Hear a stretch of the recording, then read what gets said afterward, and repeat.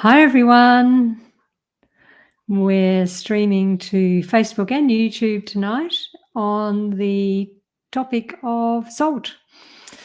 And we're actually quite passionate about this topic, aren't we? Yep, yep. And And wait, why? Mm, oh, just let me keep going for a moment. We've got an FAQ on this. Should we be worried about salt? And so I'm noticing that we haven't actually got any viewers yet, but we are live, so people will watch this on the replay. Here we go. Someone's joined us, so welcome. We've got an FAQ on salt, which we wrote quite a few years ago, and in reading a few things this week in preparation for this live stream tonight, we'll definitely make some updates to our salt page. And we've put the link to the salt page. Certainly it's in the Facebook page post, and we'll add it to the YouTube when that's up and running. And, one of the reasons why, what we see in this space, so, a lot of people who are following us are already whole food plant-based. And you might have heard from various experts that, and to a degree it's true, that the majority of the sodium in the typical Western diet comes from processed foods, ultra processed foods, and a little bit in the animal foods as well. And so you might have been told, well, you knock those foods out and you don't have to worry about it. You can add a little bit of salt at the table. But we see a lot of people who are maybe unaware of just how much sodium they're adding, say in a recipe where there's, a tablespoon or two of tamari, and it might say low salt tamari. But in Australia, where we live, it's really hard to get low salt anything. You might be using stock, maybe a liquid stock or stock cubes. They are salt bombs. And so even in a recipe that's, endorsed as whole food plant-based, put out by, someone who's in this space doing a lot of recipe development, there might be quite a few different sources of sodium in a meal. And, I guess what we want to present to you tonight, or not a presentation, but a chat, is, does it matter? What are the impact of having just a little too much sodium, and how much do we need? And how much is too much? Jenny was mentioning some of those foods. What about some 100% wholemeal, no added oil bread? Perhaps 200 plus milligrams per slice. You have, 3 or 4 slices in a day. You're no longer on a very low salt diet. What's the issue with salt is recognized, by large studies such as the Global Burden of Disease study, which found that one of the leading modifiable health risk factors, dietary factor certainly, was excess salt intake. What is excess salt intake? As Jenny was saying, we see some results. We have people who come to our immersion event who are already doing vegan or even already doing whole foods plant-based and get health improvements during the week. Their blood pressure goes down consistently. Joint aching is often reduced. And the food we have at our immersions is 100%, SOS-free, whole foods plant-based, very low in salt, which I think is one of the factors, also with no oil, but I think the salt is one of the factors. And we read about other people who work in this space, like Clint Patterson and Rheumatoid Solutions, with its rheumatoid arthritis. These people often report that if they eat, one salty meal, they have flare-ups of their conditions, and that they see other people with the same thing. So what are some of the problems of excess salt? The list is getting longer. Raised blood pressure, that's well established, that one. In fact, in a recent meta-analysis and review of that, they actually, the opening comment was something like, our review is not conducted because of uncertainty regarding whether a reduction in sodium intake lowers blood pressure, for which consistent evidence has accumulated over decades. Instead, they set out to find out exactly what the relationship was, and did it have a threshold? Was there a low level you got to, or a high level you got to, where it no longer mattered? And was it a straight line, sort of linear thing, you know, twice as much salt, twice as bad effect, or was there some other relationship? So there's blood pressure, but some of the other problems are vascular impairment, that is impairment of artery function, you know, without any high blood pressure being necessary. Fluid retention in people who have medical conditions, heart conditions, kidney conditions, some women premenstrually. And then there's mental health. People often observe that when they eat more salt, that they sort of don't feel well after, you know, 1, 2, 3 meals that are higher in salt. And then there's what about the effect on the kidneys? Well, the kidneys can't help it but dump some calcium at the same time as getting rid of the salt. And we didn't start off by saying salt. We're really talking about sodium, the sodium part of sodium chloride. And so this includes, you know, sodium chloride, sodium bicarbonate, sodium monosodium glutamate, you know, MSG. In the kidneys, it causes them to lose more calcium, which is, you know, not good if you're trying to store more calcium in your bones and your body. Also gets a bit of an inflammatory response from the kidneys as well. And then there's joint inflammation and autoimmune disease, asthma, exercise-induced asthma, gut symptoms. It's an appetite stimulant. And now a new study on eczema, but I'll get back to the blood pressure section. Particularly interesting, this article from 2021, where they tried to look at what is the relationship between sodium intake and blood pressure. Like, you know, who does it affect? Well, what did they find? They found a linear relationship that found that the more salt you consumed, they had a set point in the middle, but basically the more salt you consumed, ranging from very low salt intakes of only 400 milligrams a day, up through the recommended maximum in Australia of 2,000, the maximum in Britain of 2,300, right up to much higher levels. They found that as sodium increased, so did blood pressure.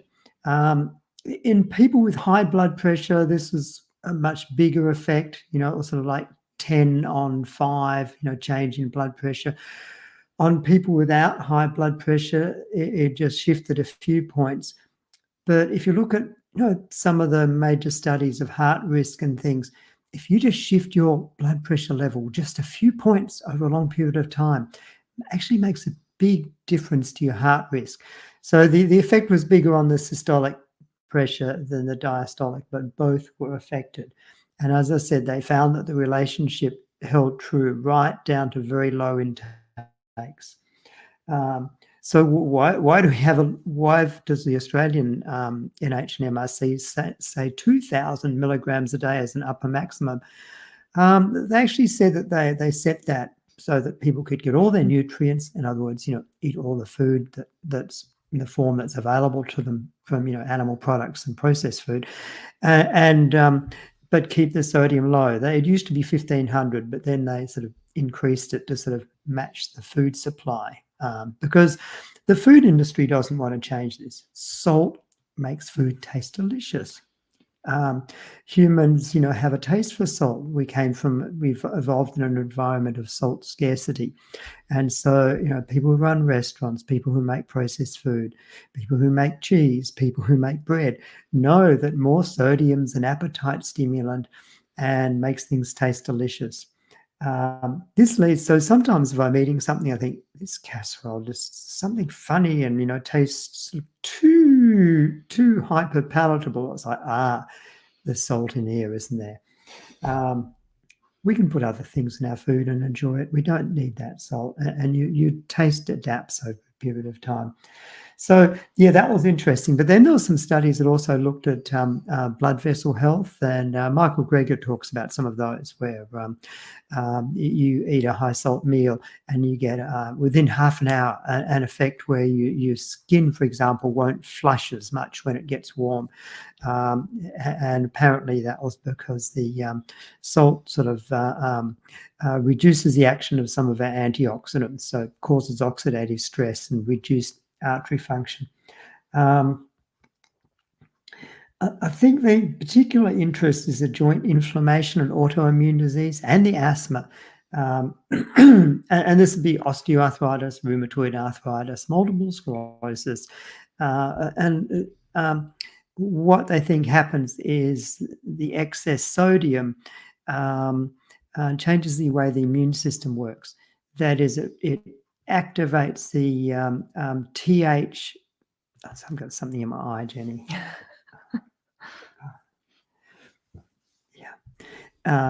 You'll just have to watch me doing a lot of blinking here.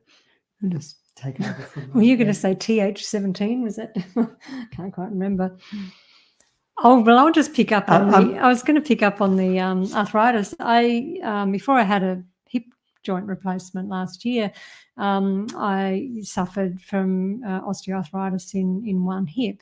And it was so well managed eating this way. I knew that if I had a little bit of oil, that, it could trigger the arthritis pain.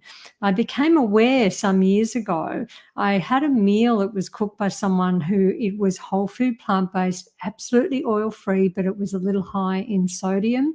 And that night, the arthritic joint pain was back. And so that made me realise this was an aha moment about six years ago, that it was actually the salt that was affecting me as much as the oil.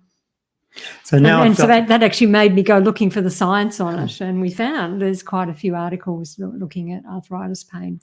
Yeah, in particular, having a high salt meal ramps up the activation of these T helper 17 cells, TH17 cells that are involved in the inflammation of autoimmune disease and joint disease. Interesting. A new study looked at skin, and I mean, it was an observational study. It was from the British Biobank, sort of a huge stored database, but also backed up by NHANES observational study in the USA. And they found that the people who consume more sodium had more often had eczema, and they had worse eczema, and it could be explained by some of what we know about those TH17 immune cells, which are very much involved in eczema and psoriasis, as well as the autoimmune diseases. And apparently the skin is sort of like a little bit of a storage place where it tends to take up and store sodium. Gastrointestinal symptoms. You often see people who are bloating, and often it's like, well, it must be the gluten because the bread bloats me. It might be the gluten, it might be the yeast, but sometimes it can be the salt. There have been studies done where they gave people a reduced salt diet and then added in what would be the norm of salt consumption, and found that was just as bad as adding a whole lot of fiber for causing gut bloating symptoms. So if you have gut bloating symptoms, you want to keep the sodium level really low. I think the overeating's quite a big problem as well, and it's perhaps why bread is often involved in comfort eating and overeating, because the high salt content makes people want to eat more. It's like an appetite stimulant. Well, you want me to add to that? I mean, I've met people that have said, supposedly if you eat whole food plant-based, relatively low in fat, you can, eat ad libitum until comfortably full, and you'll lose weight. You certainly usually don't gain weight. And yet I know of people who have struggled with trying to lose weight, and they say, could I be overeating? I hear, the experts on the podcasts and the YouTubers saying, if it's low in fat, you can't overeat. Well, I think that it is a thing that if your food is quite high in sodium, you make a delicious curry that has a curry paste that's got sodium in it, has a couple of tablespoons of soy sauce and maybe some vegetable stock. It could be very high in sodium, and you might actually eat way past being comfortably full without realizing it. In fact, I even had someone that I know who, occasionally comes and eats the food that I cook, which is always low in sodium. And this person made a comment recently when I was mentioning about sodium and overeating, and said, "Gee, maybe that's why when I'm at your place and I'm eating your food, I can't eat as much because it's not high in salt, like in terms of the volume of the food." And this is a person who is eating a plant-based diet. Yeah. Yeah, dinner was delicious, and I was able to stuff down lots of wholemeal pasta, which was not unneeded. But Jenny had chopped up tiny little bits of olives out of a jar and put them in there, little tiny salt bombs. But we have to count how many olives go into our Italian pasta night. It's not many because if you look at the label, it will say like a serve might be 8 olives, and it's a few hundred milligrams of sodium, and so you don't want to be adding that to something that's already high in salt. If you use tins of beans that are high in sodium. Yeah, and this brings us to how much sodium. Well, there's a couple of questions about conditions. So what about sleep apnea? I'm not sure, except, if you eat more sodium, you will have more fluid retention, and perhaps some of that will be, around the tongue and neck region, quite possibly. Oh, I know another condition that I've read some science on is got a mental blank now. Is it going to be cataracts? Cataracts, yes. Development of cataracts from high sodium diet. So, we keep shaking our head and saying, what else? What else does it do? But there's core mechanisms that Malcolm mentioned about oxidative stress, which is sort of underpinning so many conditions. So how much sodium is too much sodium? Well, as I mentioned before, the Australian recommended maximum was increased, mainly, to match the food supply. And we repeatedly see, or we sometimes see people who are, in the plant-based movement who might be to do with preparation of food, recipe books, or even leaders in other ways. And sometimes they latch onto the national recommended maximum and go, well, look, that's the recommended. That don't have more than that. But these levels have been set high. These levels have been set for people who are going to eat a lot of processed food, who are going to be eating bread, who are going to be eating lots of animal products, and be eating salty cheese. These are sort of upper limits for a population that's sort of locked in onto its animal products and processed food, and that shouldn't be us any more than we're locked into eating, trans fats because it's in meat and dairy. We've sort of, on our website, we say 1,200 milligrams a day. Although looking at this latest, 2021 meta-analysis of blood pressure and sodium intake, they find increases in blood pressure going right down to 1,000 milligrams a day or less.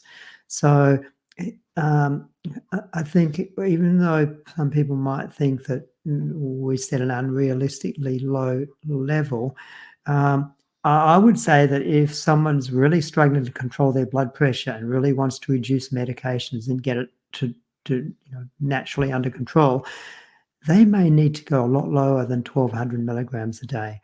Or if someone wants to, go all out for their autoimmune disease or their arthritis pain, how would you do this? Well, you'd eat whole plant foods. You wouldn't eat out very much. You wouldn't eat bread, but you'd be eating, dishes that have whole grains and starchy vegetables and legumes, and you'd leave out the tamari and the soy sauce, and you'd use vinegar and lemon juice and spices and herbs to make the dish flavoursome. And you'd eat fruit, And if you do all those things, then your sodium intake is going to be very low. Will you get too low in sodium? In the recommended intake or minimum is about 500 milligrams a day, but the body under sort of ordinary conditions will usually get by on 200 milligrams. But they add in a little bit just for people who might be sweating a lot more or something like that. And interestingly, sweat of a person who's acclimatized to sweating and adapted to a fairly low salt intake is actually very low in sodium. So none of us are going to get below the recommended or minimum intake that our bodies need.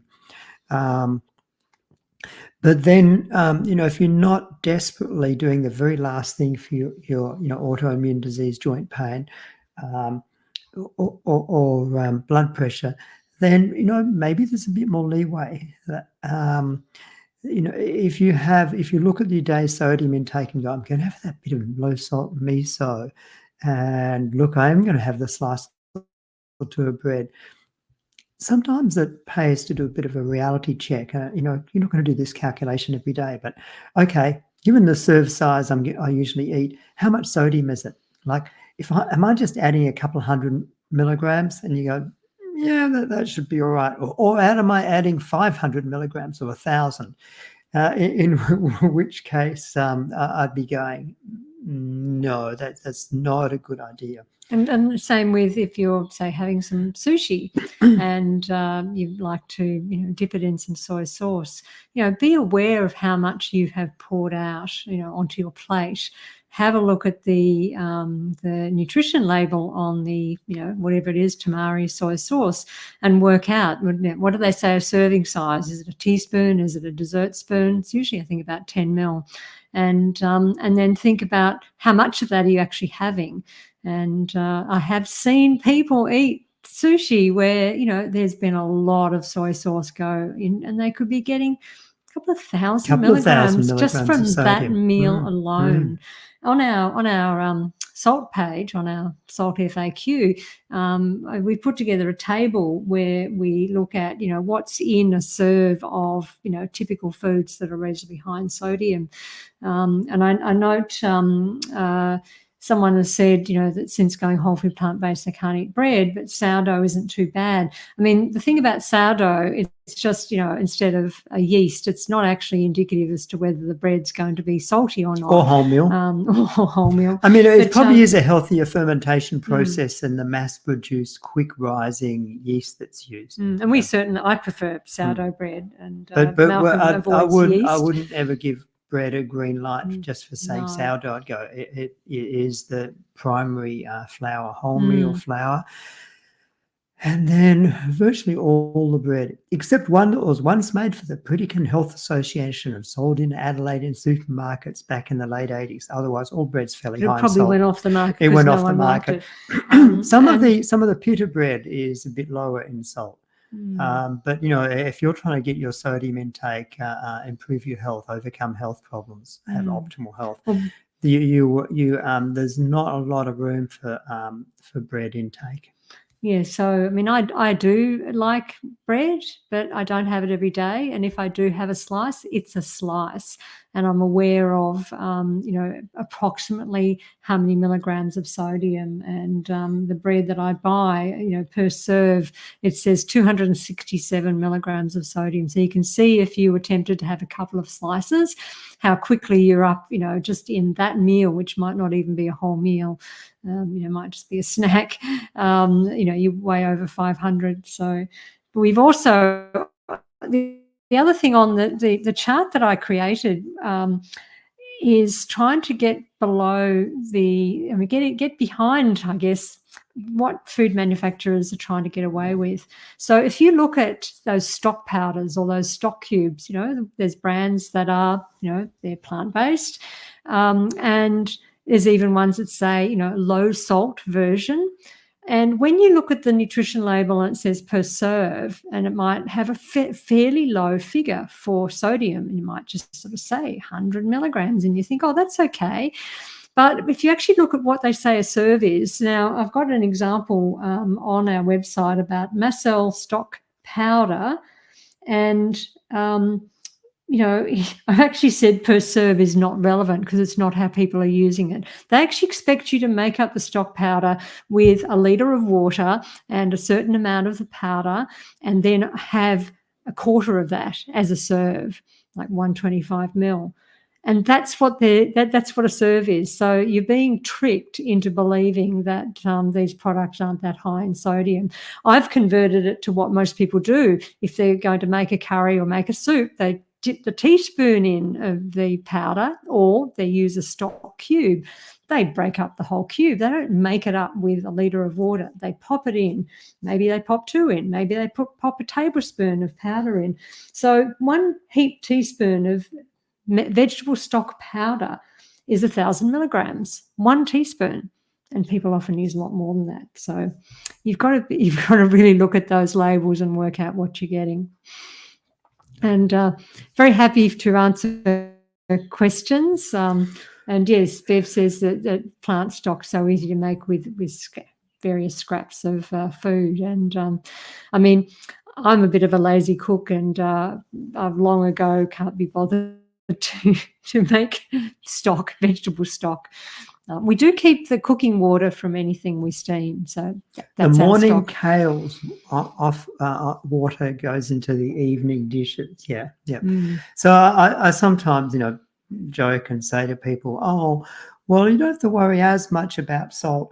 If you don't have high blood pressure, have no chance you've got any heart disease, and you don't have any joint inflammation, you're not about to get an autoimmune disease or have asthma or have abdominal bloating or got a problem with weight and overeating or got eczema."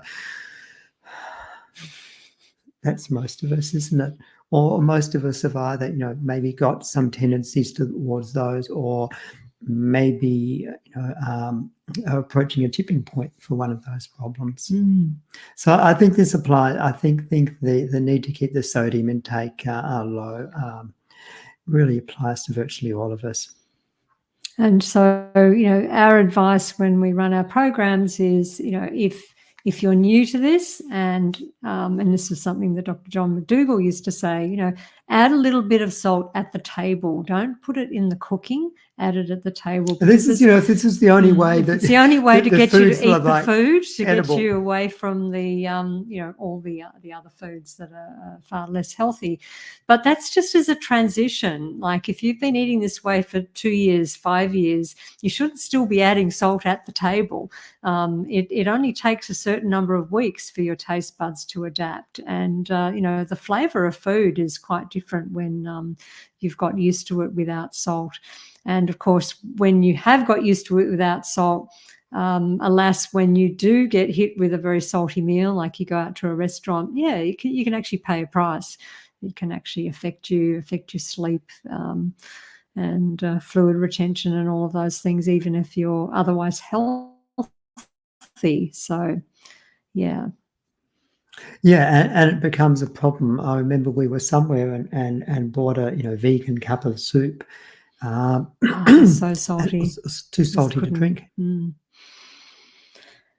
Anyone else want to ask us a question before we say good night on this topic? Happy to answer questions. Anything that we've missed on this? No, I don't think so. I think we could have talked on and on and on about some of those particular salt and medical condition topics and presented more of the answers. Okay, we got anything, any other things on the page? No. Well, if there's no other questions, we might say good night. What was going to be our next live stream? Be a few weeks away. Probably something on sort of sports nutrition. Some of it are coming from my personal experience in endurance events. Okay, so thank you everyone who's been watching us, and thanks, Michelle. We'll see you again in a few weeks, and yes, yes, Sonia, it is a very important topic and it does get overlooked. And I think it's just because people love to hear good news about their habits, and if you get told that, oh, a little bit of salt's okay, make the food tasty, but sometimes people don't realize just how much they're adding into their food. And you add a teaspoon. Sometimes if I see a teaspoon of salt, just straight salt, that's added into a dish, it's a lot of sodium. And then you think, how many people are going to eat that? Well, often, because it's whole food plant-based and the ingredients are otherwise fairly low in calories, people often eat quite a large portion of it. So, you might be getting that just in one meal, half of that, 1,000 milligrams.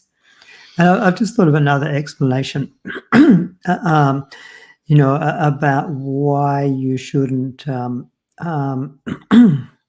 feel that the public health recommendations out there are designed for your optimal health. Public health recommendations are designed to bring about small changes in a large group of people. And if we made some change and we had 20% less deaths from high blood pressure, it'd be like, yeah, we really succeeded in that program. But if you're one of the 80% who still died or who still got high blood pressure, by following the sort of public health national recommendations like sodium intake, then it's different. Like if you're dealing with individual health, that sort of 10 or 20% less problems is not really what we want to see. And this is Malcolm mentioned this, but I've actually got the wording on our website when this is the nutrient reference values informs our Australian dietary guidelines in terms of all the nutrient intake. And it was previously a target of 1,600 milligrams that should be the maximum, not the minimum. The maximum, not the recommended. But they revised this to 2,000 in 2017, claiming that, and this is their quote, suggested dietary target of 2,000 milligrams a day is more realistic as it represents a total diet that meets all nutritional requirements given the current food supply.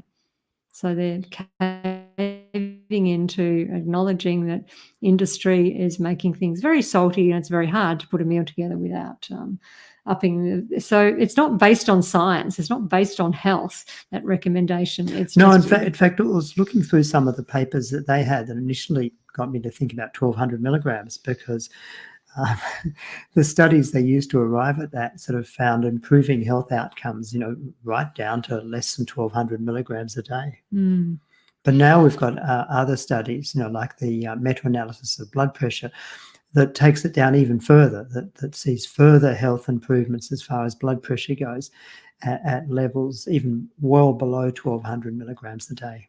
I've just thought of a question which does sometimes come from people in terms of, if let's say they've had some blood work, maybe there's an underlying health condition and they're told that they're low in sodium, what's the solution?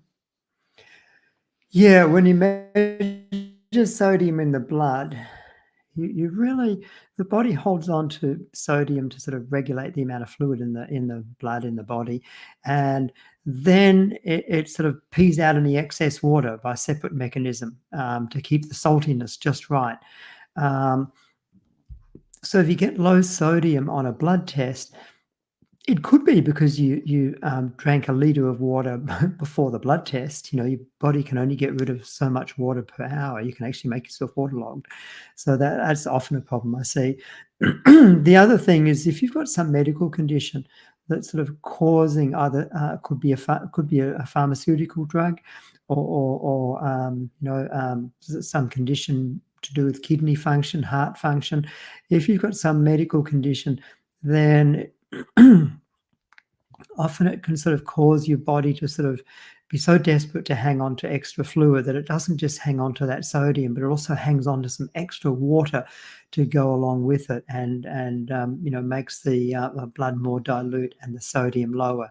So it'd be most conditions where there's a slightly low blood sodium, we wouldn't be recommending increased salt intake to overcome the problem. I don't think we'd be recommending a high salt diet for some of the sort of conditions, POTS and other conditions that sort of relate to postural hypotension. We stand up and get dizzy. I think we wouldn't be recommending a high salt diet to treat those. I don't think it would work very well at all. It would only bring a small increase in blood pressure, which is, increase your long-term risk, but probably not enough to actually treat a condition where the, blood pressure is sort of plummeting way down below normal. Okay. Is there any other question I could think of? So we'll say goodnight and we'll see you next time, a few weeks away. Okay. Good night. Everyone.